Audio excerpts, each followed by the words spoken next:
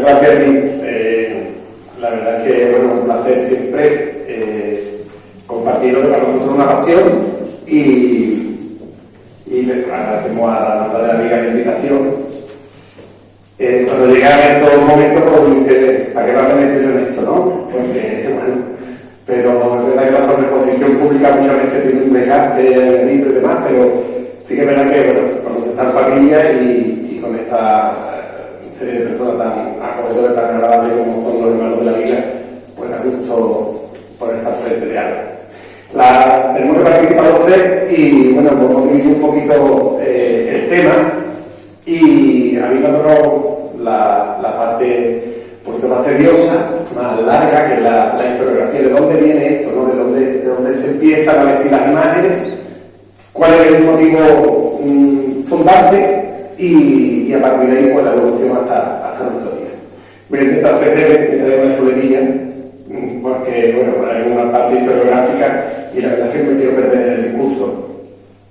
Y quería que tuviéramos todos una línea cronológica, una línea de tiempo para saber de dónde venimos y dónde estamos. Hablar del arte de la Virgen es hablar del corazón mismo de la religiosidad andaluza. Pocas manifestaciones expresan también el diálogo entre la fe y la belleza, como este delicado gesto de revestir a la Madre de Dios con ropas, joyas y símbolos. En torno a este gesto se han construido siglos de tradición, de arte y de sentimiento, que han dado a nuestra imagen un lenguaje propio, profundamente humano y profundamente celestial también.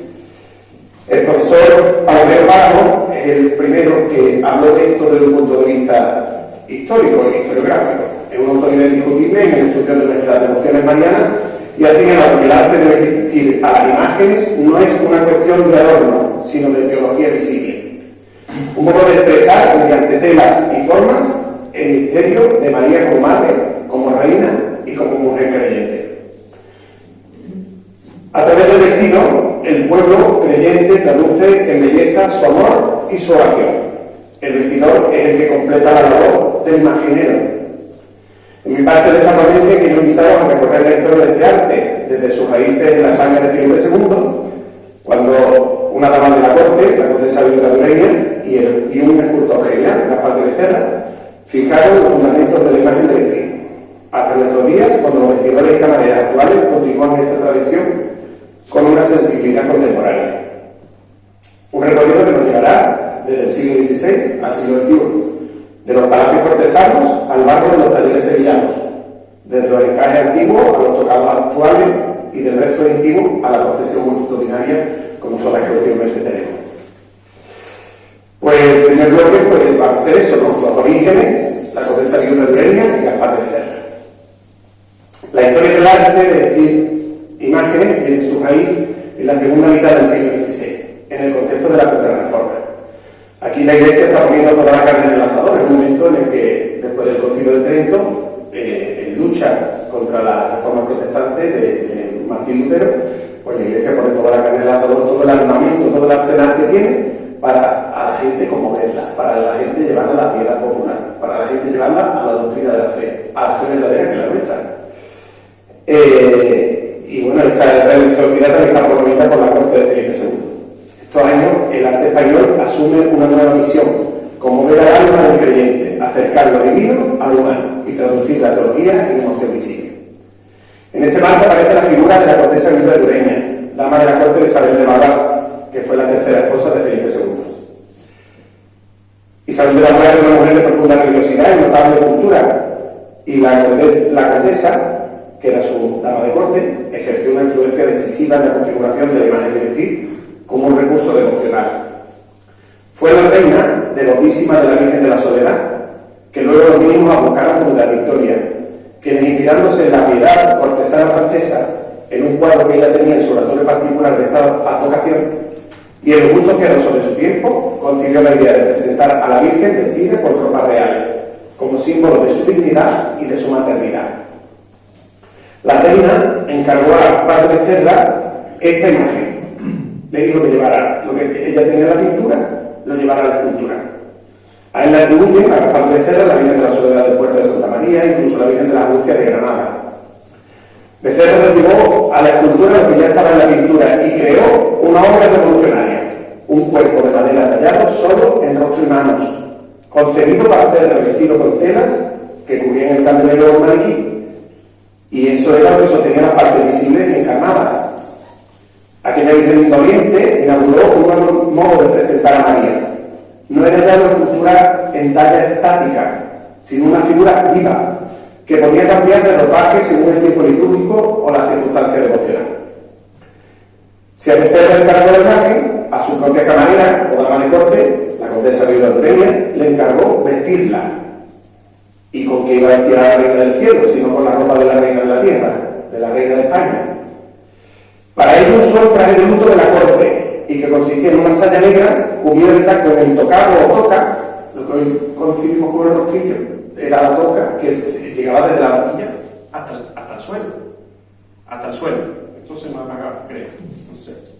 Bueno, pero se oye, ¿no? Sí, sí. Llegaba hasta el suelo. Que me perdí por aquí. Cubriendo por completo la saya, incluso las mangas, y ciñendo la toca a las muñecas con 2 cintas negras. Y de los hombros colgaban otras 2 cintas negras que muchos vestidores actuales, a los que les encanta un revival, en una mala interpretación han confundido con una estola. Y visten a la Virgen como si fuera de sacerdotisa, con un alba de encaje y una estola negra. Pero esas cintas que llevaba la Virgen en esa vestimenta eran unos lazos para recoger el manto. Los mantos arrastraban y cuando se salía a la calle, cuando las calles estaban menos limpias que ahora, pues los mantos se enganchaban. Y esas 2 cintas hoy se han sustituido, al ver grabados antiguos, al intentarlo llevarlo a la práctica, la han colocado a los vírgenes, ya no lo vemos mucho en este tiempo de difunto, un alba de encaje y le han puesto una estola negra. Han hecho una mala interpretación de lo que es eso. Eso eran las cintas para recoger el manto. Y el alba, no era un alba, era una toca, no era de encaje, era un paño, nada más, que era la prenda cortesana del luto. La colaboración simbólica entre la condesa Viuda Dureña, que era la camarera de la reina, y Becerra, dio origen al concepto de vestir a la Virgen, que pronto se extendió desde la corte a los conventos y templos de toda España. El vestido se convirtió en lenguaje. Las telas hablaban de pureza, de realeza, de dolor o de gozo. La Virgen aparecía así más cercana, más humana, pero también más majestuosa. Era madre y reina, y era dolorosa y gloriosa. Ese modelo, nacido de la corte y en la alta nobleza, encontró en Andalucía un terreno especialmente fértil, por lo que nos gusta aquí vestir un santo. Aquí el pueblo acogió con entusiasmo esas imágenes que podían cambiar de aspecto, que parecían vivir en el paso del tiempo y conforme al paso de las fiestas. Desde entonces, el arte de vestir a la Virgen se convirtió en un arte de amor, un modo de expresar con hilos, encajes y joyas lo que el alma del cristiano sentía por su madre. En los siglos XVII y XVIII hay una sevillanización, digamos, de este modelo. Sevilla se convierte en la gran capital del arte sacro español. La riqueza procedente del comercio con América, el esplendor de sus templos y el fervor de sus cofradías crean un ambiente propicio para el desarrollo de una religiosidad profundamente visual y participativa. En este contexto, el modelo de vestir a la Virgen se consolida y adquiere rasgos propios. Van desapareciendo los vestidos cortesanos a la moda de los Austrias y se van adaptando a los modelos de la corte francesa. Los franceses eran mucho menos austeros que los reyes españoles. Si ven ustedes, Felipe II siempre está vestido de negro con una bola de encaje y un poco más. Utilizaban poco los atuendos suntuosos. Pero en los siglos XVII y XVIII España empieza en este aspecto a fijarse mucho en Francia, en la corte de Versalles, y entonces pues ven que aquello se asemeja mejor a lo que debe ser el cielo, o a la imagen de triunfo que debe ser el cielo, y entonces pues las vírgenes empiezan a vestirse con esos gustos, ¿no? Los escultores sevillanos, Martínez Montañés, Juan de Mesa, Duque Cornejo, perfeccionan la tipología de las vírgenes dolorosas. Ahora son vírgenes más guapas, de rostros serenos, miradas entre lágrimas, ya las manos no las llevan juntas, ya llevan las manos separadas, y la talla que se reduce a cabeza y manos para permitir que el cuerpo pueda vestirse. La policromía es más cálida, más naturalista y acentúa la sensación de vida. Las lágrimas de cristal, las pestañas, las pelucas, todo esto va como dándole vida a la imagen cada vez más, haciéndola, por un lado la hace más cercana a nosotros porque la vemos más humana, pero después también se presta a presentarla con una separación entre el pueblo, porque lo que hace es separar lo humano, lo que está más cerca de lo divino de lo humano, ¿no? La gente no vestía así en el día a día, la gente estaba muy escasa de recursos, ¿no? Pero para la Virgen todo parecía poco. En este tiempo también se establecen las primeras convenciones iconográficas, la saya y el manto, la toca, el pecherín. Cada elemento tiene un significado. La saya ceñida expresa la feminidad y la maternidad. El manto amplio y envolvente simboliza la misericordia, la perfección, la protección. Y cuando el manto se tercia sobre la saya, se cruza sobre la saya, expresa la virginidad de la Virgen. Y la toca cubre el rostro con un velo de pureza, el pecherín sirve para adornarlo de joyas y alude a la ofrenda de su corazón, que es magnánimo en la dispensación de todas las gracias. Se collan también los vientres de las vírgenes para recordar que ese fue el sagrario del Señor, ¿no? Por otro lado, las vírgenes gloriosas mantienen en estos signos un aspecto más escultórico, con túnicas talladas y los mantos integrados en la propia madera, pero el gusto por los textiles empieza también a llegar a ellas. Las coronas se hacen desmontables, ráfagas de quita y pon, mantos bordados, ráfagas de plata, y la imagen vestida se impone poco a poco como modelo de devoción y de cercanía. Se empiezan a perder devoción las vírgenes que entonces ya eran antiguas, las vírgenes de talla, y empiezan a ganar devoción las vírgenes de vestir. Probablemente aquí podemos fijar nosotros, todos los que estamos aquí cofrades, nosotros en la nuestra, ¿no? La que paseamos bajo palio, ¿no? Y a lo mejor hay imágenes de muchísima categoría de los templos, los retablos, los camarines, que son detalles, pero que hoy por hoy, y ya desde el siglo XVII, empezaron a mermar su devoción en pro de las que fueron ganando, que fueron las vírgenes de vestir. En la archidiócesis de Sevilla, a la que pertenecíamos nosotros, Jerez, las hermandades, que crecían en número y fervor, vieron en la vestimenta una manera de honrar a las titulares y expresar la identidad de cada corporación. El arte de vestir se convierte así en una disciplina artesanal y espiritual al mismo tiempo. Y hay otro salto, en diferencia con los siglos anteriores, en el siglo XIX. Este fragmento lo he titulado Romanticismo y la codificación del canon sevillano. Con la llegada del siglo XIX, la estética religiosa entra en una nueva etapa. Tras los vaivenes políticos, la desamortización, las hermandades resurgen después de un castigo con más fuerza todavía. Eso pasó después también de la Guerra Civil. Después del castigo, las hermandades resurgieron con mucho más, con más fuerza. Cuando la gente más hambre pasa, las vírgenes más alas tienen. Pues eso, tras los vaivenes políticos, la desamortización del siglo XIX, las hermandades resurgen con fuerza y Sevilla se reafirma como el centro de una religiosidad popular donde el arte vuelve a tener un papel protagonista. En este sentido, cuando el arte de vestir a la Virgen se codifica definitivamente, dando lugar al modelo sevillano que aún hoy reconocemos. Sevilla y su archidiócesis, en la que estaba incluida Jerez, influenciada notablemente por la presencia de los Montpensier en el Palacio de San Telmo, que fueron grandes benefactores de las cofradías, dotándolas y ofrendándolas de sus propios ajuares, se contagia del influjo romántico que se deja sentir en todas las facetas de la sociedad. Las vírgenes empiezan a lucir unos tocados mucho más amplios, las tocas de encaje antiguo adquieren protagonismo, las sayas se adaptan al gusto burgués, las manos se colocan con teatralidad, gustan las vírgenes mucho más afectadas. Una virgen afectada son las que tienen cara de mucha pena, que parece que va a tronchar, ¿no? Tenemos las vírgenes muy dulcificadas. El ejemplo de cómo se presenta hoy día, por ejemplo, la Virgen del Socorro, el paradigma de una virgen afectada, precioso, ¿no? La Virgen, las dolorosas se presentan como damas sevillanas del siglo XIX, delicadas, melancólicas, vestidas con mimo. La Virgen deja de ser una imagen lejana para convertirse en la madre cercana, en la señora de los barrios. Aquí es donde las cofradías de barrio empiezan a tener un auge. La gente empieza a sentir a la Virgen como parte propia de su identidad. ¿Por qué? Porque comparte su pena. En este tiempo, el papel de los vestidores de las camareras adquiere una dimensión casi institucional. Son personas de confianza, devotas y artistas a la vez, que interpretan la personalidad de cada imagen.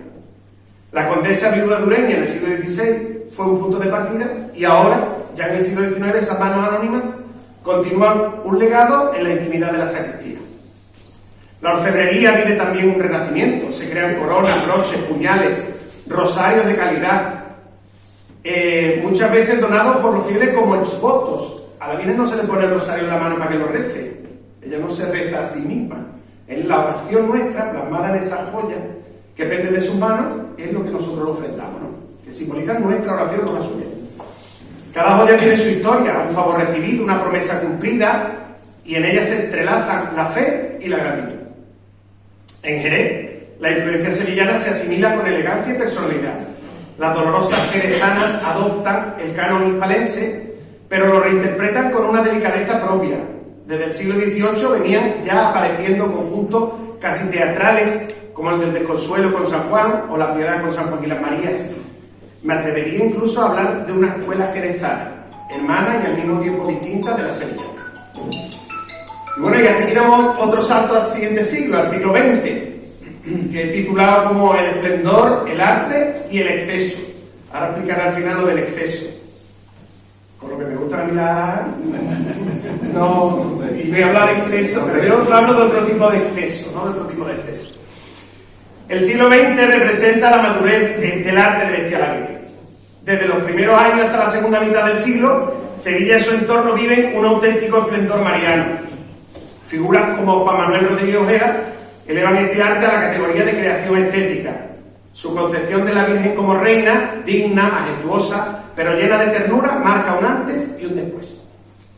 Rodríguez Ojeda, bordador, diseñador, vestidor, supo traducir el lenguaje barroco al gusto moderno del siglo XX. Sayas bordadas con flores naturalistas, mantos de caída armónica, tocados amplios que enmarcaban el rostro. Su huella se dejó sentir en toda Andalucía, ¿no? Todo el mundo puso el foco en la Macarena. La creación genial de Juan Manuel Rodríguez Ojeda en la que quiso copiar todo.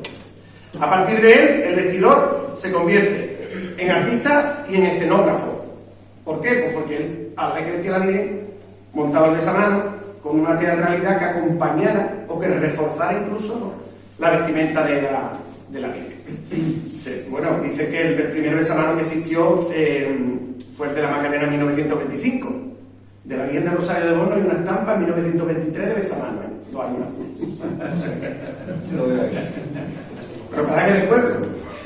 Pero es la de Miguel, es la de Miguel. Rodrigo Ojeda tiene su sucesión en otros personajes, ¿no? Gamero, Fernán, los hermanos Garduño, Pepe Asián, que son los continuadores de esta escuela en el siglo XX.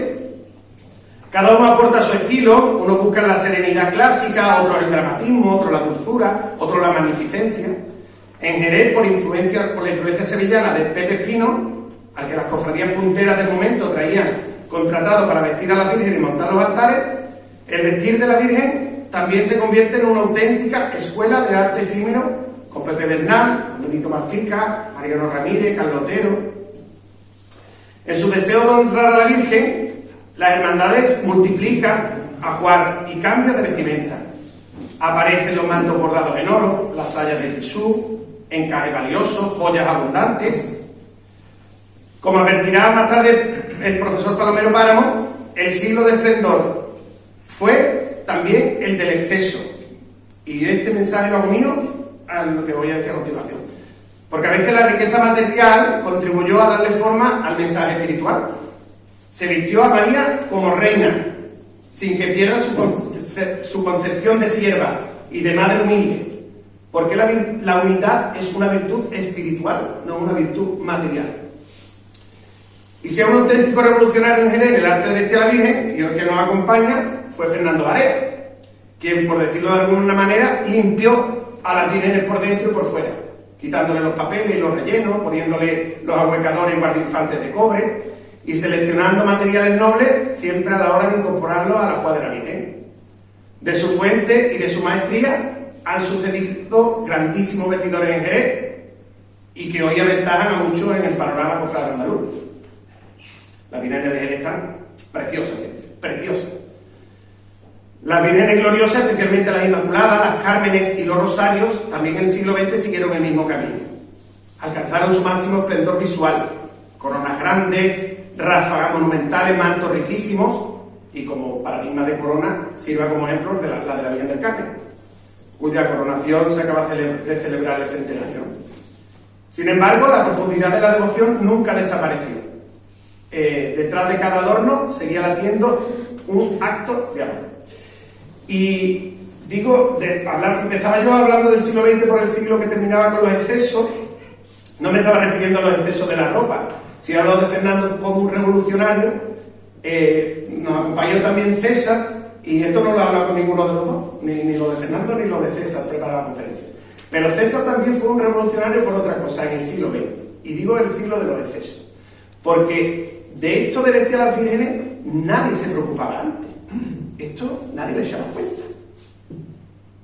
¿Quién hablaba cuando la mayoría de los que estamos aquí de chicos de cómo estaba vestida la Virgen? Nadie. La Virgen muy bonita, la Virgen se cambiaba al paso, la Virgen se cambiaba para el altar, y la Virgen siempre nos parecía bonita, ¿no? Pero como en todas las cosas, ¿no? En todas las cuestiones, y en el mundo de las comunicaciones como el que hay hoy día, existen los frikis, ¿no? Los frikis de esto. Y César hizo, a principios del año del siglo XXI,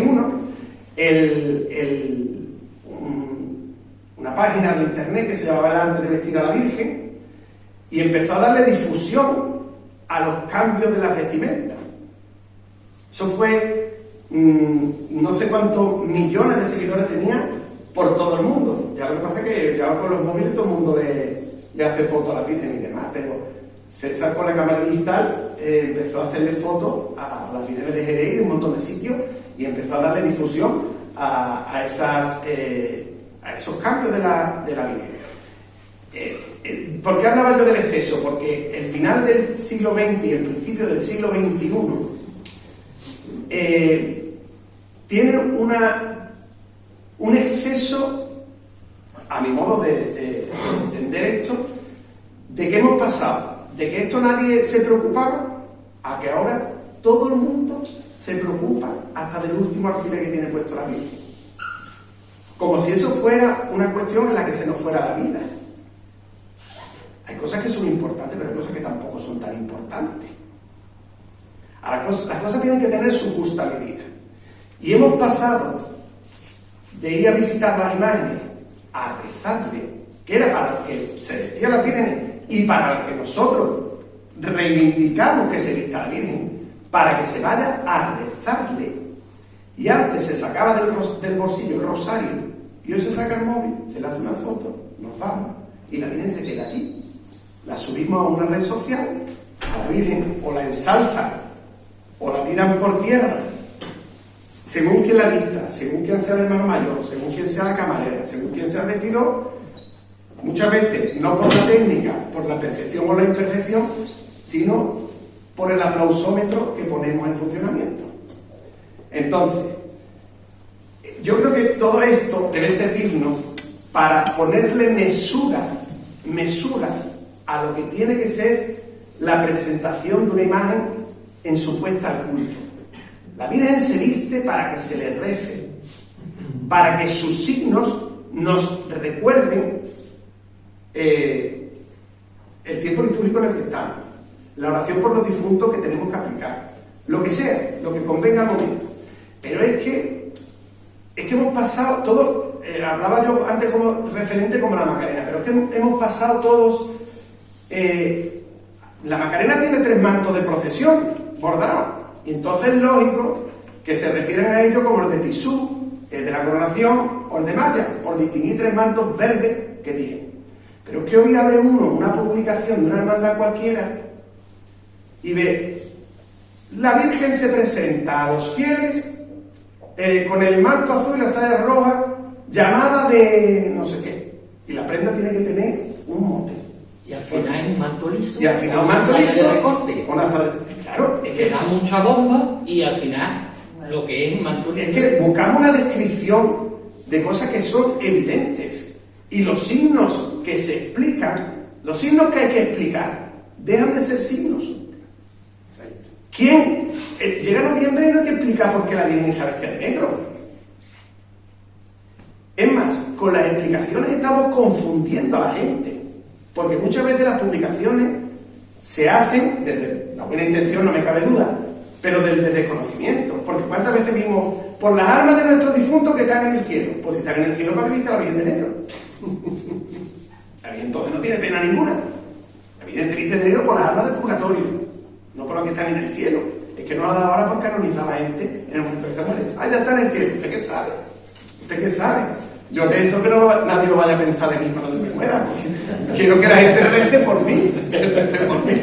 Así que, entonces, ese exceso, ¿verdad? Ese exceso de convertir esto, es que lo que hacemos es frivolizarlo.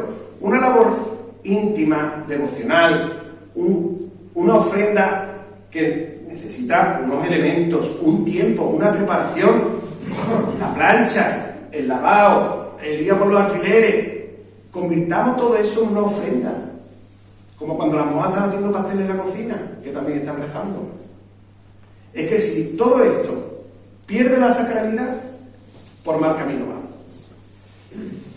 Bueno, pues me traslado ya a nuestra época, ¿no? Al siglo XXI, siguiendo esto como enlace, ¿no? Y con esto termino. Siglo XXI, el arte de vestir a la Virgen ha entrado en una etapa de reflexión, de afición y por otro lado de madurez, ¿no? Que es a la que debemos caminar.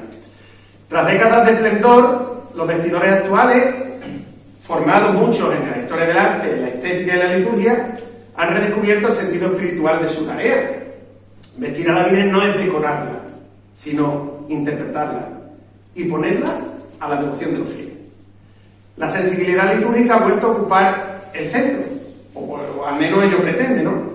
Hoy se comprende que el color y el tipo de vestimenta deben acompañar a los tiempos del año cristiano, tocado sobrio en Cuaresma, o con la icónica vestimenta de brea, claro y luminoso en Pascua, azul celeste para la Inmaculada, el rojo o el dorado para las grandes solemnidades. Esta armonía entre la estética y la teología ha devuelto profundidad al gesto, o al menos así debiera ser. Al mismo tiempo ha surgido una crítica constructiva también al abuso de los cambios de vestimenta. La Virgen ha pasado de no cambiarse nunca a cambiarse prácticamente todas las semanas. Algunas imágenes se cambian de atuendo tantas veces que la costumbre roza lo banal. Y lo peor es que estos cambios se intentan justificar con argumentos de los más peregrinos. Habría que limitar esos cambios a momentos significativos, para que cada nuevo vestido sea un acontecimiento de fe y no un mero espectáculo visual para las redes sociales. La Virgen no es un maniquí, sino una presencia viva que se contempla, se reza y se ama. Los vestidores contemporáneos trabajan con un respeto inmenso hacia la historia, o al menos así debiera ser. Se recuperan tejidos antiguos, se estudian fotografías del siglo XIX y del primer tercio del XX, se restauran encajes y tocas con criterio, se valora en consonancia con la idiosincrasia de cada hermandad la naturalidad, la sencillez, la armonía de líneas, la exuberancia en el lado opuesto. Se huye del exceso en algunos casos, pero sin que en otros se pierda, porque es precisamente lo que se busca, reforzar otro mensaje. Pero en ambos polos opuestos se busca que el rostro de la Virgen sea el centro, su mirada y su misterio. En Jerez este proceso ha sido ejemplar. Me lo permito yo luego de decirlo, porque yo ni he visto imágenes de Jerez y aparte en mi tierra de elección. La elegancia de su dolorosa refleja una comprensión madura en el arte de vestir, clasicismo, limpieza de composición y respeto a la tradición local. En Sevilla, la línea de los vestidores actuales, herederos de siglos de buen gusto, combina la herencia barroca y últimamente con una lectura espiritual más profunda, que la verdad es que es de agradecer. Así que bueno, desde la condesa viuda dureña y Gaspar de Becerra hasta los vestidores contemporáneos han pasado casi 5 siglos de historia. Y en todo ese tiempo el arte de vestir a la Virgen ha sido un espejo de nuestra cultura, de nuestra sensibilidad, pero sobre todo de nuestra fe. Cada época ha dejado su huella. El fervor cortesano del siglo XVI, el barroco sevillano, el romanticismo del siglo XIX, el esplendor y el exceso del siglo XX. Pero en todas estas épocas ha habido un hilo común. al menos eso se supone, el deseo de honrar a la Virgen con lo mejor de nuestras manos y de nuestro corazón. Vestir a la Virgen no es un acto de moda, sino de amor. No es un ejercicio de estética, sino de teología popular. En cada pliegue de su manto, en cada joya ofrecida, en cada encaje dispuesto, late la oración de un pueblo que ha hecho del arte una forma de fe. Hoy más que nunca debemos cuidar este legado. Hoy que todo es frivolidad, inmediatez, vestir a la Virgen con belleza sí, pero también con sentido. Que nuestras imágenes sigan siendo espejos del Evangelio, no del capricho, reflejo de la gracia divina, no del lujo, signos vivos de una devoción que, como el manto de la Virgen, todo lo cubre con ternura. Porque al final, vestir a la Virgen es mucho más que adornarla, es hacer visible el amor, es colocar sobre el rostro de la Virgen, sobre el rostro de nuestra Madre, el manto de nuestra gratitud, es convertir la belleza en oración. Y esa, desde la condesa viuda de Ureña hasta hoy, ha sido siempre la verdadera vocación del arte de vestir a la Virgen. Y ahora les dejo a ustedes con estos dos grandes, que son dos pedazos de vestidos.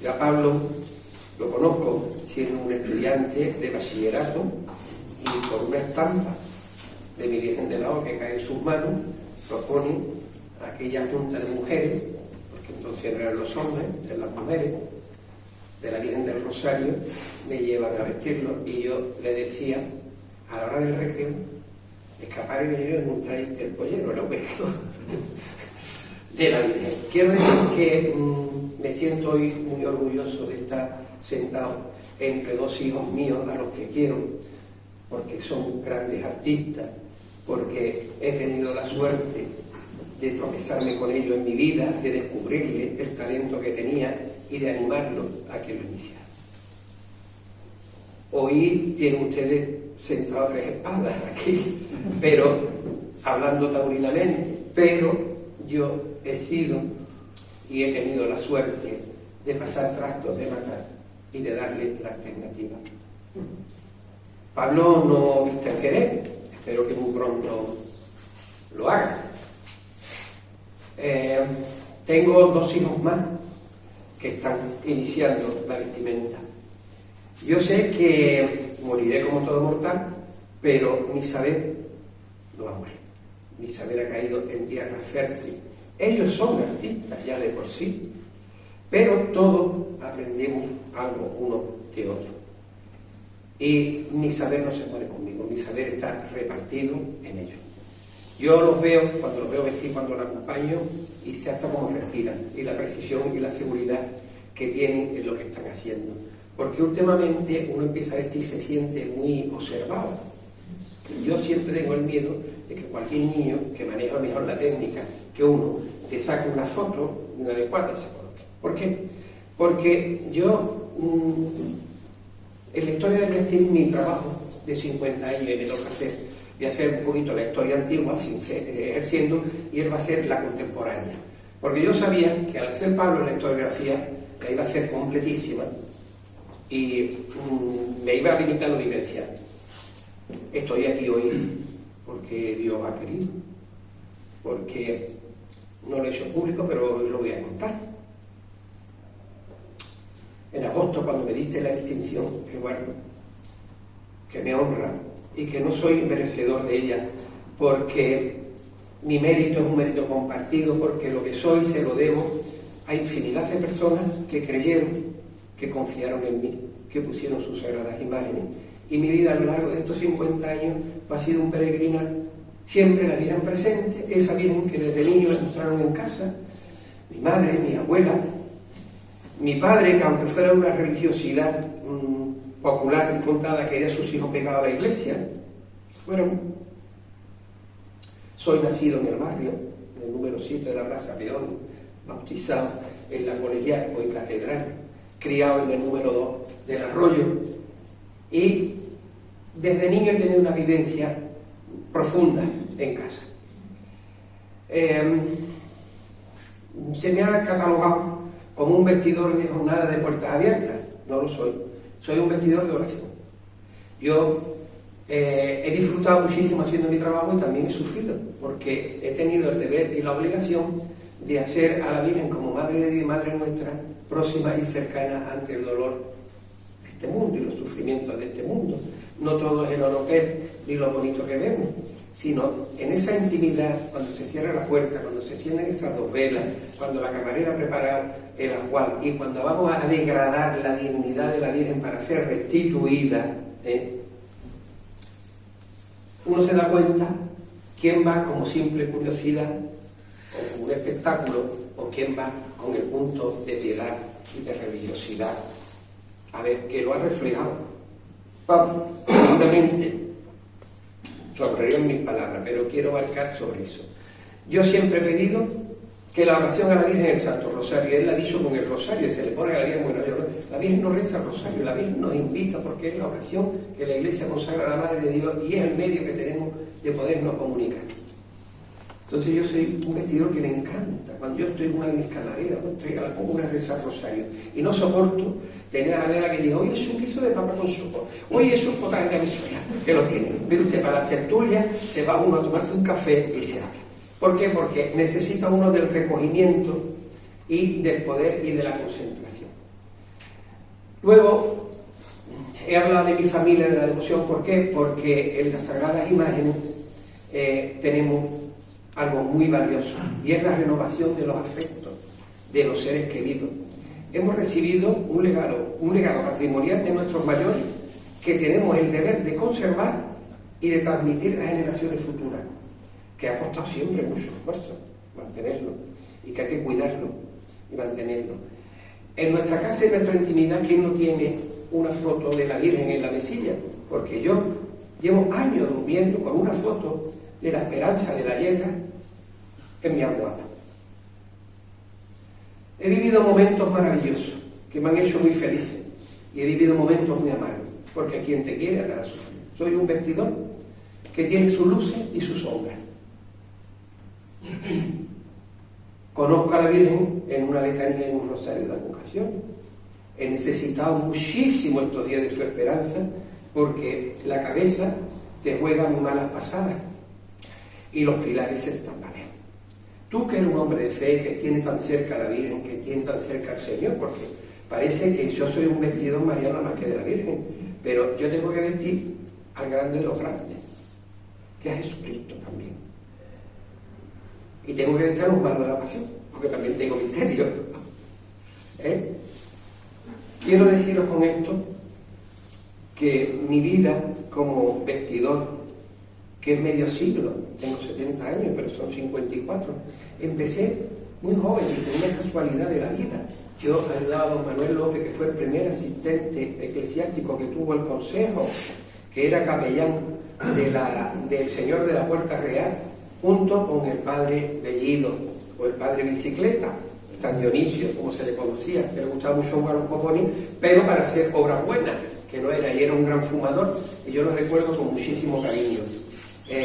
Cuando ha mencionado a Pepe Espino, yo recuerdo que Pepe Espino venía a Jerez, era un gran vestidor porque lo traía doña Carmen Zuleta, camarera de la Virgen del Mayor Dolor, benefactora, dama de la caridad con el padre Bellido, y lo traía el Marqués de Domén.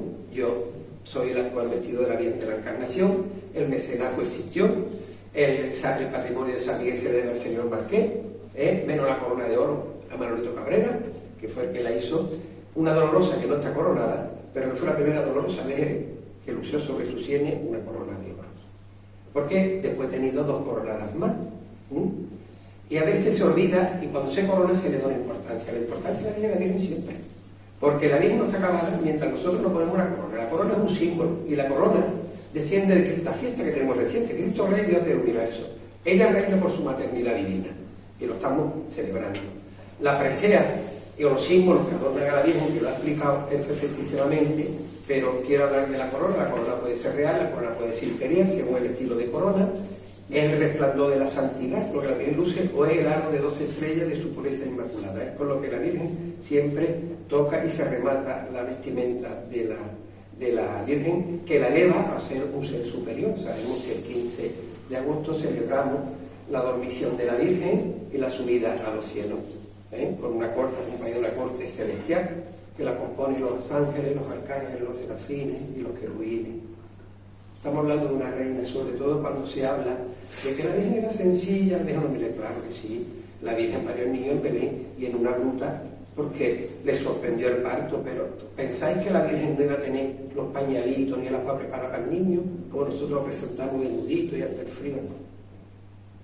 Y la Virgen, cuando se desposa con San José, la tradición judía es que las mujeres lucían joyas, también tenía sus regates, la Virgen tenía sus joyeros pendientes como cualquier seguidor vuestra, vuestras pulseras, esos recuerdos sentimentales que te regala un esposo, que te regala un hijo, que te unen, y cuando se hace un regalo, se hace, y a la madre que te ha parido, generalmente tú le haces una cosa buena, una prenda buena. Entonces, yo quiero llamar un poquito el orden y la atención de las camareras, aquellas que dicen que la Virgen era sencilla, a mí no me gustan las alhajas. Bueno, pues señores, la humildad, ofrézcala a usted, con un donativo a los pobres, con una serie de cosas. Pero a la Virgen no, porque la Virgen, ya lo ha dicho, es templo y sagrario, templo del Espíritu Santo y sagrario de la tierra. Cuando nos llamo, ellos han aprendido de mí que yo no llevo un sentido, siempre. Yo adorno el pecho como mujer femenina que es, pero adorno el vientre y la cintura como custodia sagrada, como ostensorio, como seno virginal y maternal, como sagrario de la dicha. Hay quien en la hermandad se cree que es su cortijo o que son los dueños de la Virgen, y hablo ahí ahora de las competencias. Por encima del vestidor y de los cargos solo hay una persona, el hermano mayor, a quien le debemos fidelidad y respeto, porque esa es al que van a ir las quejas, al que van a ir las felicitaciones. Si el hermano mayor tiene una junta de gobierno y delega a un mayordomo, a un secretario, a un tesorero, es porque está viendo que tienen actitudes para el cargo. Si el mayordomo aquí es el que convoca para los cambios efímeros que tiene la Virgen a lo largo de los cambios litúrgicos, porque en la antigüedad las dolorosas, como se Padre Repeto, de negro siempre, el vestido de negro, estaba el terno de vitrina y estaba el terno de calle, y cuando iba el vestido al año siguiente tenía que coger un alicate para quitar los alfileres porque estaba mozo, no se cambiaba. Con el reinado de la Macarena y con Rodríguez Ojeda, que lo ha dejado, porque es que Pablo es una historiografía maravillosa, de una matrícula de honor, lo ha reflejado muy bien. Todo el mundo quiere un reino para su Virgen, pero vamos a ver, tenemos imágenes de la Virgen y cada uno de la suya, pero aquí Fernando Varela siempre ha visto a la Virgen María, la Madre de Dios, a la que me enseñaron desde niño y desde la cuna a quererla. Solamente hay una, hay muchas imágenes de la Virgen, pero cada uno cree la suya, que no tiene, y son un rosario de vocaciones que acompañan sus misterios gloriosos, dolorosos, en los 20 misterios que se reza el rezo del Santo Rosario, que es, pues no se dice redentora, ¿no? Pero sí abogada e intercesora, milagrosa, que los milagros no lo hace la Virgen, lo hace el Señor, ¿vale? Pero de las manos de la Virgen podemos llegar a Él, y si ella aboga e intercede, ella es dispensadora, puede ser dispensadora de todas las gracias. En estos días yo la tenía aquí en mi cama y no me ha dejado ni un solo día. Hoy hace 8 días que me operaron y estoy aquí, y me han quitado un tumor del brazo derecho, en el que yo pensaba que yo iba a poner final a mi etapa, pero Dios ha querido que no. Tengo buenos profesionales que me han tratado con muchísimo cariño, tengo a mis hermanas de la Cruz rezando y pidiendo todos los días por mí, y a infinidad de hermanas y de camareras que me conocen, que le había hecho próximo. Hoy sí lo estoy haciendo aquí público porque pensé llamar a Salvador, no le cogí el teléfono porque hasta el último momento Salvador lo estuve pensando porque es muy fuerte lo que me ha sucedido, y si el Señor escribe derecho con reglón entorcido, yo me pregunto cómo escribe la Virgen, porque siendo un hombre de fe y acariciándola con mis manos, soy muy temeroso. Cuando he visto a Dios soy muy temeroso y muy respetuoso. Dios para mí es lo más grande, Pero la Virgen, como es Madre nuestra, me da una confianza que en las distancias cortas a mí me gana. Y lo mismo paso de rezar a decirle un piropo. Yo perdí hace 20 y tantos años a la Virgen, el cuidado de la Virgen de la Esperanza. Y cada madrugada, cuando el Santo Crucifijo entra en la carrera oficial, porque yo no dejo a ninguna de mis vírgenes sola, yo están en la calle y digo, oiga, te levantan al cielo que a veces te va a la luna. Por si le sucede algo, yo siempre la sigo y la voy vigilando entre la multitud por la acera como uno más. Pero cae la madrugada, y para mí la madrugada familiarmente es de Jesús y personalmente para mí es de la Esperanza, porque yo he sido 22 años su vestidor, yo de la Esperanza.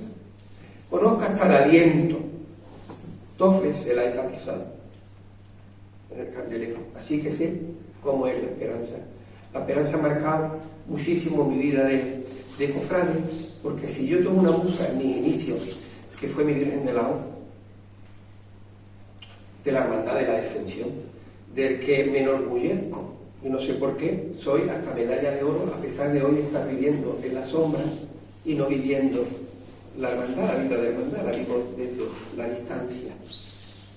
Pero si a mí alguien que me hizo famoso, me inició en este menester, fue mi Virgen de la O, cuando no salía a la calle, cuando ese año 92, el año de la Expo, para mí fue un sueño, fue algo maravilloso poder ver a mi Virgen de la O, bendecida en 71-72, salió 2 años y se quedó en la clausura del monasterio y no volvió a pisar más las calles de Jerez. Ese año para mí fue un año maravilloso y fabuloso, pero son 2 avocaciones del tiempo de Adviento, 2 esperanzas, o sea, por los lados, por los antífonas y la fiesta de la esperanza. La esperanza me hacía falta, yo la necesitaba porque yo tenía algo que agarrarme, porque yo vistiendo su soledad y su tristeza y rodeada de cariño, he sentido y he padecido tristeza y soledad. Y es muy triste sentir soledad y estar rodeado de gente y no llegarte. Y yo necesitaba ponerme en paz con la esperanza, porque esas madrugadas en las que yo iba a ver la esperanza y yo le lloraba y le pedía que si se acordaba de mí o si me había olvidado. Por redes, trabaja, te habla con las personas, contacto con una persona que se declaraba un admirador de mi trabajo y de mis cosas. Yo no he publicado nunca nada, yo no tengo página, yo no he hecho nunca nada, porque yo considero que las publicaciones las tiene que hacer la hermandad. Hoy en las redes, cualquier niño te publica una foto y yo digo a la hermandad que lo haga público antes que se adelante alguien y se abran las puertas. Pues la Virgen se me apareció mediante esa persona. Me habla, y hay una foto de la esperanza, con una vela en la que me dice, esta va por ti, maestro.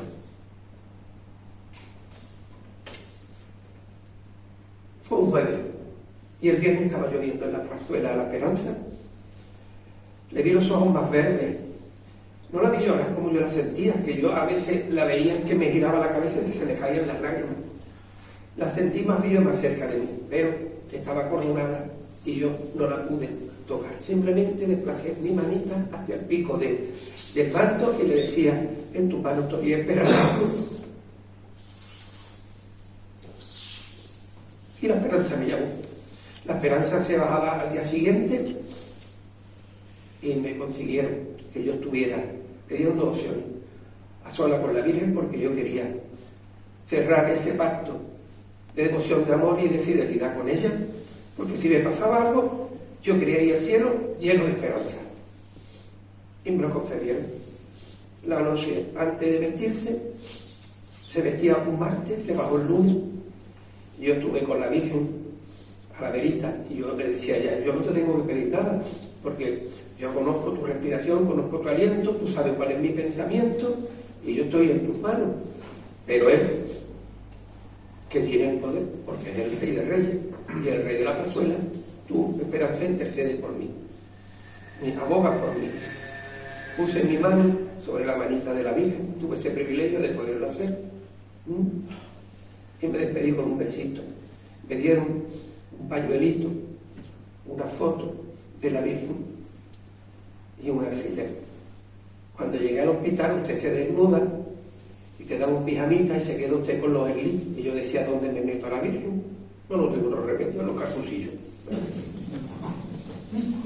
Me operan y me tienen que quemar toda la herida y me ponen la toma de tierra y aquello, una descarga que yo notaba, y era el alfiler de la Virgen.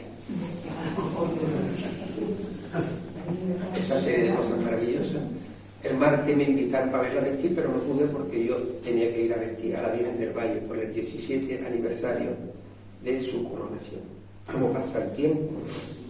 Vestí a la Virgen del Valle y desde su valle de lágrimas me fui para acostar la camita, me puse, no cené, hasta el día siguiente me citaron a las 11, cuando entré en el quirófano eran las 1 y algo. Pero a las 3 de la tarde estaba yo en mi casa y allá estaba yo dándole gracias a la Virgen de la Esperanza y a dormir, tomar algo y dormir y descansar. Y hoy la Virgen Santísima del Socorro, porque me ha socorrido, ha hecho que yo esté aquí hoy con vosotros testimoniando. Los momentos que yo, finales de mi etapa como vestidor que estoy viviendo, y no es que yo esté tremebundo ni triste por lo que me acontece, porque yo he sentido la mano de Dios muy cerca y sé que la Virgen no me ha dejado ni me va a dejar y yo tengo un buen presentimiento. Pero yo al Señor le pedía que igual que era rezar en el huerto de los olivos, vio lo que se le venía. Yo al Señor, que estoy en sus manos, sea lo que sea, porque no lo sé, le pido que me dé fuerza para soportar con dignidad lo que me tenga predestinado. Mi vida como cofrade, ni mejor ni peor, pero ha sido una vida muy prodigada. Mi César está a tope, entregado. Yo no sé cuántas vienen en estudio, no sé, pero 24. Lo de él es de locura, porque yo llegué a tener 16 y estaba loco, y yo trabajaba en un minidrato 10, 12 horas, de 10 de la mañana desde la noche, y yo cogía y me iba a San Lucas de Barrameda, me vestía a las 3 y me venía por la mañana a trabajar. A veces no me da tiempo ni a casa a ducharme. La Virgen siempre te lo va a compensar, lo va a tener en cuenta, porque la Virgen es la mejor pagadora que uno tiene en este mundo.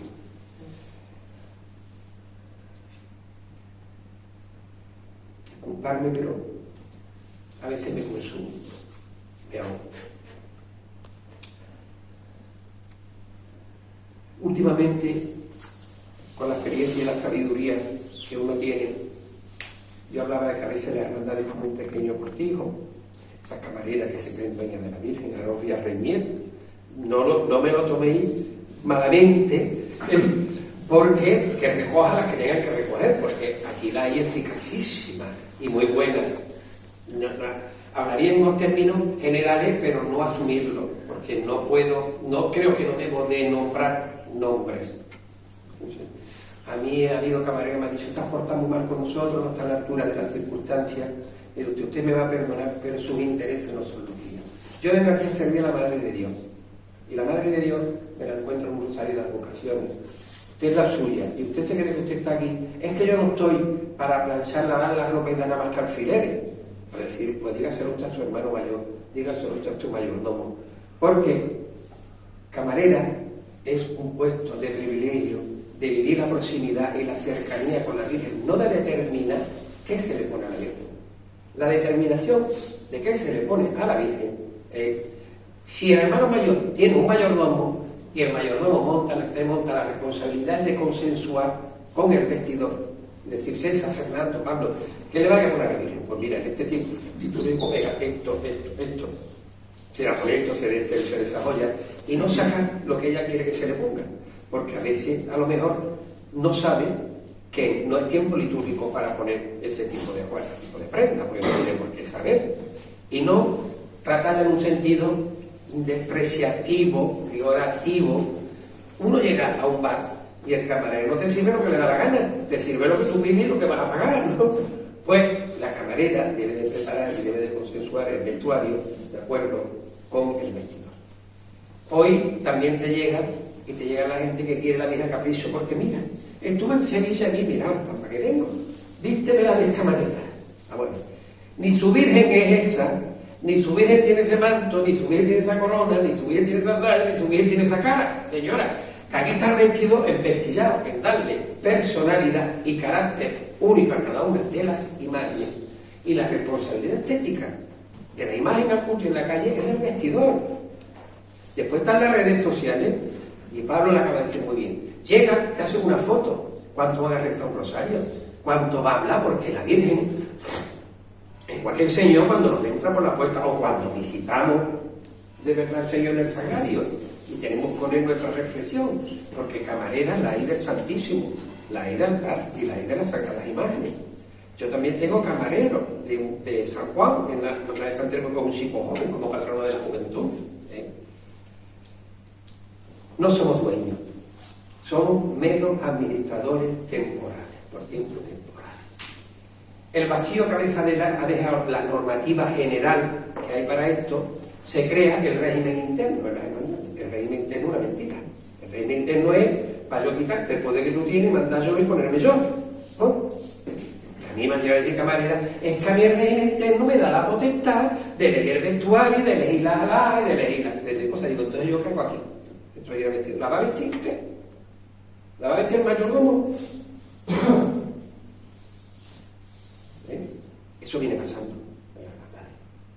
Eso yo te he acompañado porque a mí, en este tiempo mío de soledad, como él ha pasado un cáncer y lo ha superado, pues sabe perfectamente lo que es, y no me ha dejado solo un instante, no me ha dejado que me distraiga el pensamiento. Yo le estaba acompañando, yo tuve que acelerar cuando tuve fecha, los cambios, cuando a mí me llaman a la ECO que me hace para hacer si tengo metástasis, fundamental la tenía, estaba con él, y él me lleva al hospital, y yo ese día, pero a mi mujer no se lo digo.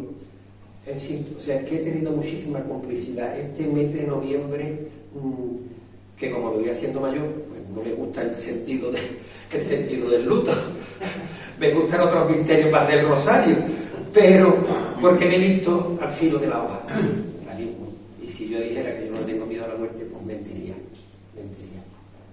porque desde que perdí a mi hermano Manolo, 22 años, bregando con el cáncer, que yo era su ojo derecho, mi hermano Manolo no hacía nada sin que yo le diera el parecer, mi cuñada, lo mismo, perdió a su mujer. Iba a comprar unos muebles, voy a acompañarlo y hay que comprar los muebles yo, pero tú que no tienes, otro no tiene nada. Entonces yo sentí muchísimo la pérdida de mi hermano, y desde la pérdida de mi hermano yo me examiné muchísimo, porque tuve dos incidentes muy fuertes que me aproximaron a la Virgen, me acercaron a la Virgen, pero me estaban esperando y no pude llegar a cumplir. Quiero decir con esto que no es una fecha determinada, que nosotros vivimos esto todo el año. ¿Qué es vivir? Que son una fecha que te hipotecan, que no puedes salir de viaje, porque es un programa. Yo no es que tengo para salir de viaje, fijaros, en el mes de agosto, cuando dejan a la Virgen de la Encarnación para subir a los cielos de Rosa. Porque en septiembre comienzo con los dolores gloriosos, usted nombra la Trinidad de la Virgen, los dolores gloriosos a Santa Cruz, o sea que la exaltación de la que estamos todo el año liados y viviendo para esto. Yo, mi etapa como vestidor está próxima a concluirse, por eso me andaba bien que yo intervenga, porque soy la madurez o la experiencia, y él es el presente, y es la realidad. Y en el presente yo estoy viendo cómo se está haciendo un uso por el régimen interno del vestidor marioneta, objeto que quiere que se vistan. No, mire usted, dejen a los artistas trabajar, por Dios, dejen a los artistas trabajar, que son los que saben sacar el alma de Dios y de su madre. Que es arte, efímero, pero que es arte, y es un arte piadoso, un arte que ejercían los sacristanes y las beatas, y no como sentido relativo, las beatas como sentido de religiosidad, me lo decía. Así que yo con esto voy a concluir, pido libertad y respeto para que los artistas puedan seguir haciendo su trabajo, y sobre todo que recen, que la Virgen lo hacemos para aproximarla a la oración, a la comunicación mediante la oración. Que la Virgen y el Señor cuando nos entra por la puerta de un templo sabe si tenemos alegría, si tenemos pena. Y si vamos al sagrario y caemos de rodillas, más todavía. Que el Señor quiere y la Virgen que seamos felices. Que le damos importancia y nos disgustamos por cosas banales que no merecen la pena. Que no merecen la pena. No merecen la pena. Se le da importancia al egoísmo, al protagonismo. Yo no lo he sentido, tal vez porque la Virgen me ha llevado a ser protagonista, sin quererlo ni beberlo.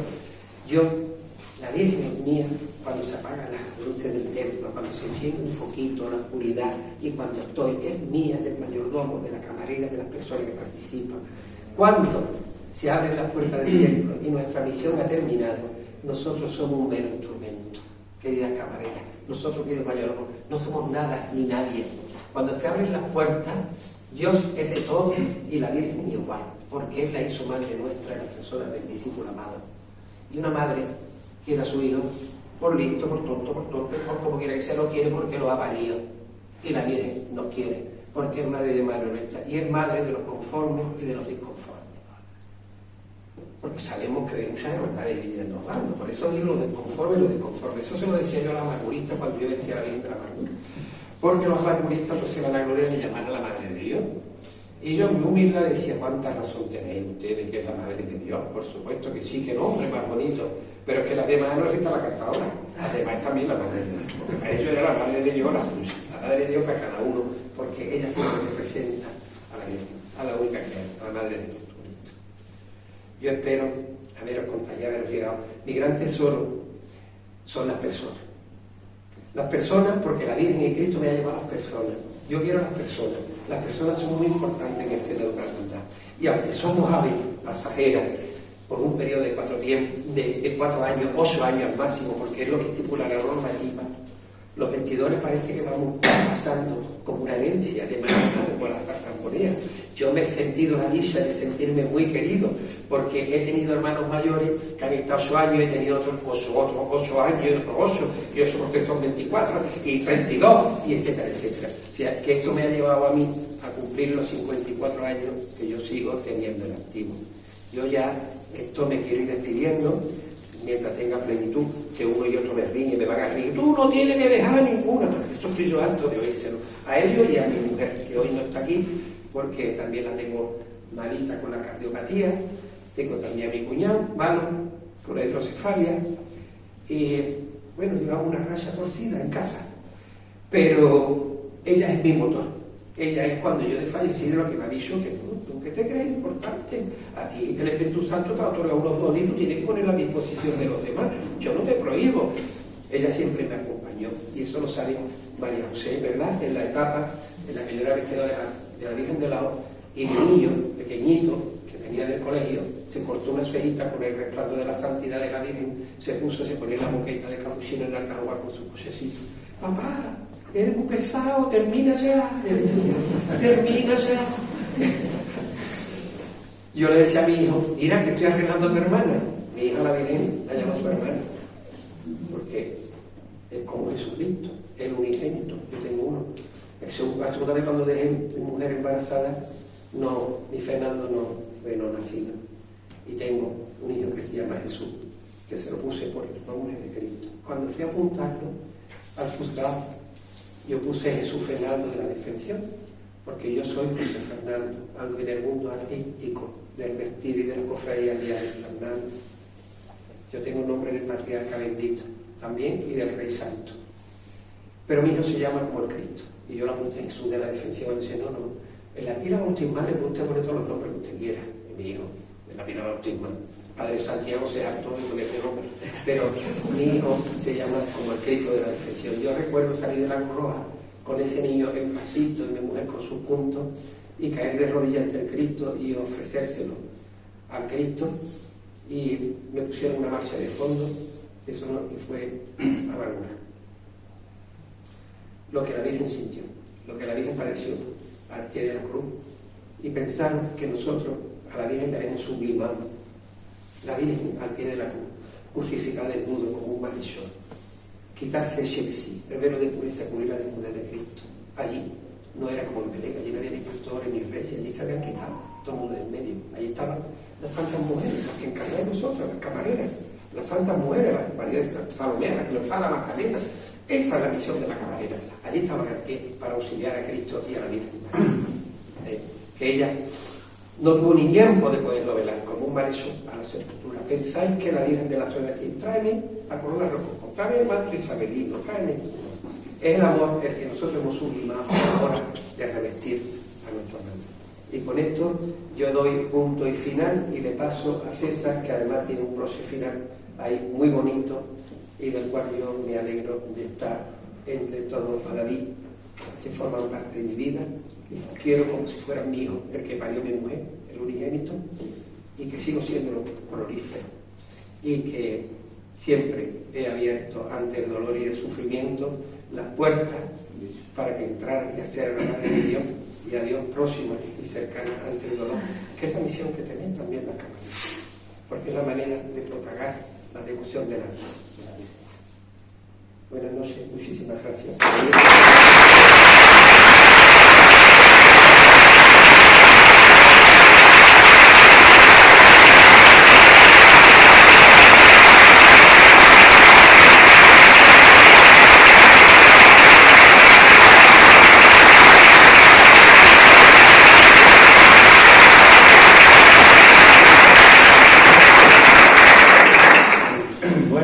Yo no tengo ni la oratoria de Pablo ni el desparpajo de Fernando María. Yo me he preparado para terminar este acto con una serie de datos en el vestir a la Virgen, como es, por ejemplo, la devoción, la estética y la identidad. Hablar del arte de vestir a la Virgen es, en realidad, hablar de cómo la fe del pueblo se hace materia. Se hace hilo, encaje, terciopelo y perfume. Vestir a la Virgen no es ni ha sido nunca un simple acto de ornamentación. Es una manifestación de amor, de respeto y también, por qué no decirlo, de cultura visual y sensibilidad estética. Cada vez que alguien se acerca a una imagen mariana para vestirla, debería hacerlo con la misma actitud con la que entra en una sacristía en silencio, con las manos limpias y el corazón humilde. Porque en ese pequeño ritual se entrelazan siglos de historia, de tradiciones, de modas y de sentimientos. El arte de vestir a la Virgen tiene, por tanto, un pie en la devoción y otro en la historia del arte. Y como en esto todo lo que vive se respira, ha conocido modas, excesos, correcciones y algún que otro disparate, que también son parte de su encanto. La Virgen de Reina, vamos a empezar por ahí, que es la más conocida, la más solemne y quizás la más espectacular. Esta forma de vestir a la Virgen surge en el barroco, cuando la imaginería se convierte en teatro de lo divino y las imágenes se conciben como verdaderos retratos de majestad celestial. La Virgen de Reina no es una figura pasiva ni distante, es la Madre entronizada, la Señora que gobierna los cielos, la mediadora que intercede por su pueblo. Por eso su atuendo refleja la realeza espiritual que la Iglesia le atribuye. El manto es su emblema más visible, amplio, majestuoso, tejido en terciopelos, tisúes o damasco, y ricamente bordado en oro o en sedas de colores. El manto no es solo un abrigo ni adorno, es símbolo de amparo de María, de su protección maternal que todo lo cubre. Cuanto más se abre el manto, más se siente el abrazo de la Virgen. La saya, que algunos llaman vestido o traje, suele ser del mismo tejido o de otro complementario, igualmente noble. Las tocas, los encajes, las joyas, los rosarios que caen entre sus manos, todo tiene un porqué, todo debe armonizar. y sobre su frente la corona, que no es un simple adorno regio, sino el signo visible de su realeza celestial. Pero cuidado, la Virgen de Reina no es una figura cortesana, ni una dama de salón diosecheco. No se trata de vestirla como si fuera a una boda o a un estreno de una ópera, sino de presentarla como lo que es, madre y reina, con dignidad, con elegancia, con sobriedad dentro de la riqueza. Por eso, para la Virgen no se pueden usar trajes de novia reciclados, ni recortes de telas cualquiera para darle otro uso con un apaño, ni se debe destrozar ornamentos litúrgicos antiguos para confeccionarle la ropa. La Virgen se viste de Virgen, la Virgen se viste de reina. Y aquí conviene recordar algo que parece obvio, pero a menudo se olvida. No todas las vírgenes son iguales, ni todas pueden vestirse igual. Cada imagen tiene su propio carácter, su rostro, su mirada, su gesto, y vestir una dolorosa sevillana de 1700 como si fuera una virgen granadina del 19 o viceversa es como ponerle a Velázquez una peluca de rococó. Todo pierde su sentido.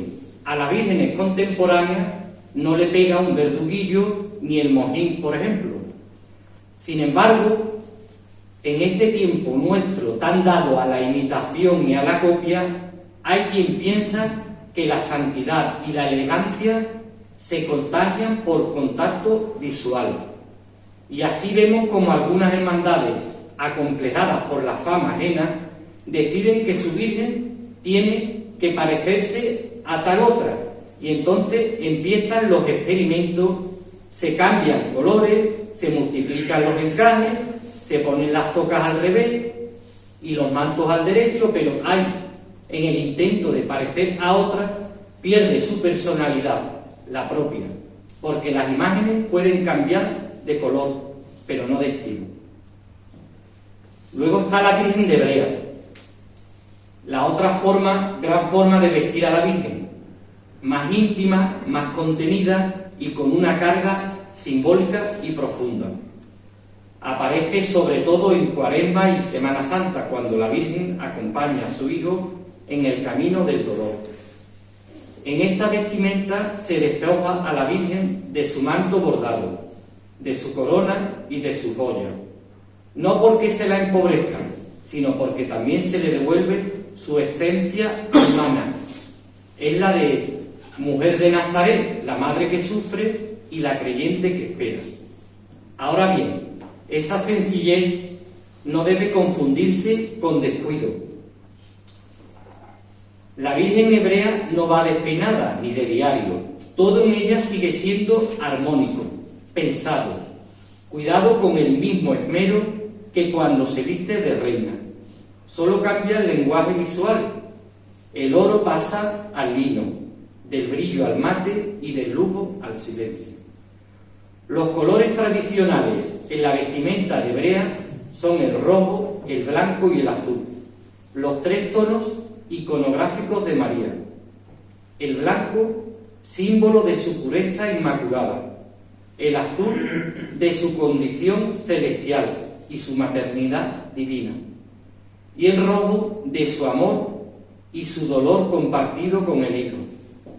Son los colores con los que identifican como Virgen para que, al verla sin corona ni bordado, no la confundan con otra santa, ni con una simple mujer del pueblo, porque aún así en su humildad sigue siendo la Madre de Dios.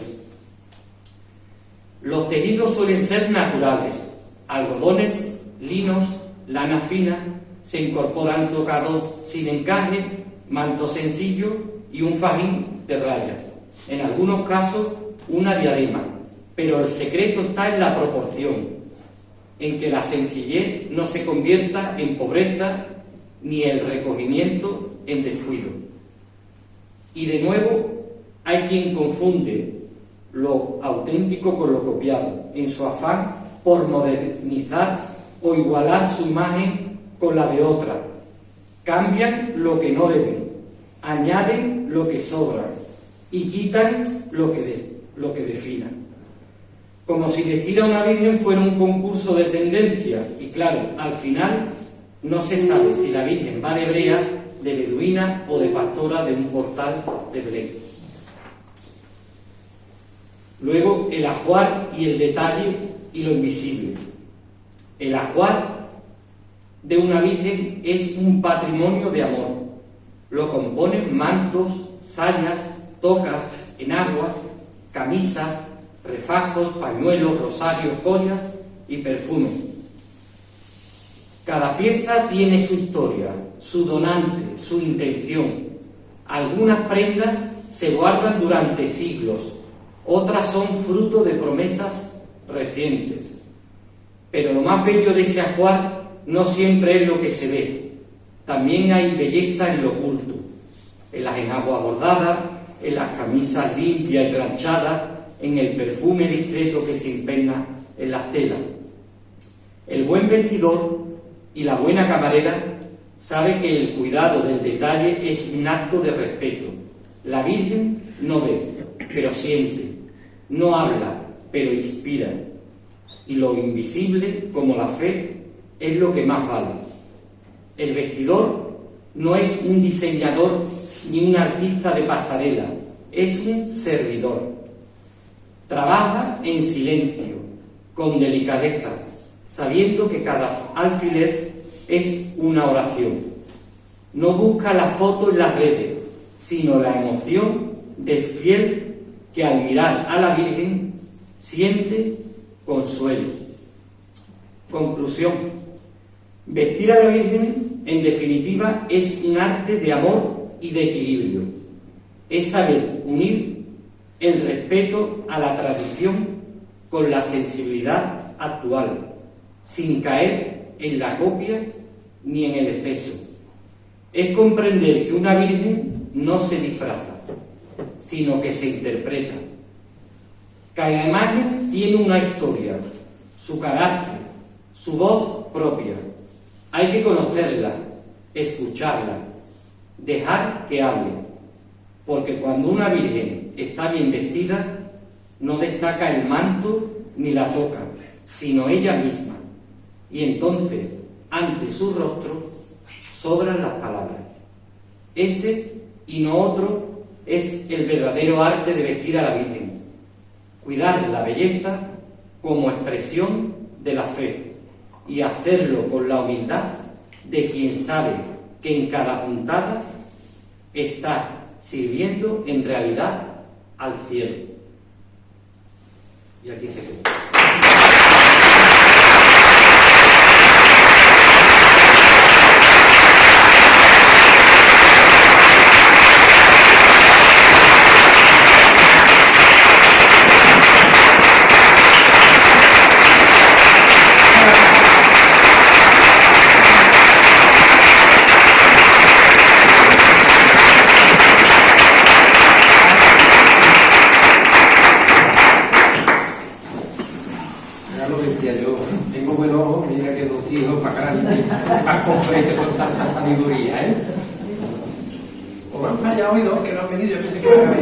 Solo 2 minutitos más. Benditos servidores ustedes. Eso sabe que aquí en la liga lo queremos mucho, el vestidor de nuestra bendita imagen. Y el artible este también cada vez que viene. Cada vez que en su casa, nada más que esto come olla, ¿verdad? Yo cuando no sé dónde poner las cosas, le digo, Pablo, súbete conmigo al pasto, que Pablo le encuentra el sitio. Y se lo pone con la coronación de la estrella, yo ya no sabía dónde poner más cosas. Le digo, Pablo, súbete conmigo. Abajo poniéndome bien el pasto, la cola conmigo poniendo la toca, me olvidaba. Y le puso todo lo que le había regalado a él, que yo no tenía capacidad, pero él está bien. Yo le pido para la tija, la que le puso a Rosario, le pido para la tija para que. Pero cuando yo iba a Borno, hasta don Jesús el cura y el mismo sacristán, cuando veían a la Virgen con sus joyas, y yo veía así, el anillo era de mi abuela, el anillo se lo regaló en el banco. O sea, a la gente le gustaba, pero es que a Joselito el Pestiño le encantaba ver, era el sacristán, ve a la Virgen y a don Jesús el párroco, era cuando la veía decir, ya está aquí la reina, era. A los dos doy la gracia a saber que de sobra, pero bueno, en este caso, a ha hecho del medio de una forma más especial, ¿no? Cuando habláis de la cercanía que tenéis vosotros con la Virgen, tenéis un don especial a la hora de hacer, no de hacerlo, sino de hablar y de transmitir. Fernando, tú nos has emocionado evidentemente a todos los presentes, y además en los que somos de esta hermandad, hace unos días hizo 6 meses que se fue un hermano nuestro y vestidor de la Virgen durante muchos años. Correcto. Y al escucharte, lo hemos escuchado a él, porque todos queremos a la Virgen del Socorro, porque evidentemente todos queremos a la Virgen, pero de la forma que nuestro nene nos hablaba de la Virgen, nos lo has recordado tú, porque se ha hablado desde el corazón, y eso es de agradecer. Nene me vio vestir a la Virgen de la Esperanza, junto con Rafael, y le regalaron a la Virgen de la Esperanza un rosario de nácar y de filigrana antiguo de la colección que tenía de Rafael, que era una preciosidad. Y de eso fui testigo, y tuvo la dicha y la suerte de poderme ver trabajar.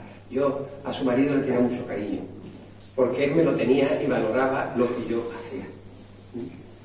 Que usted tenga la tranquilidad que está arriba y bien guardada.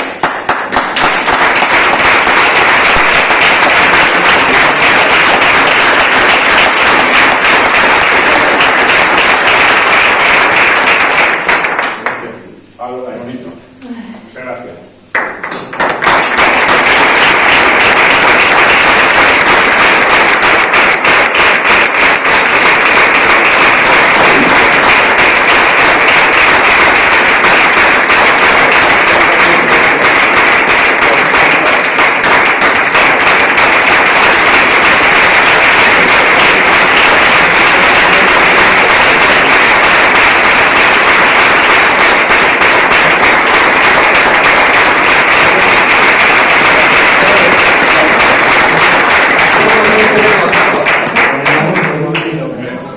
Está cargado de simbología. Cuando lo lleva Cristo de la vida a su sangre.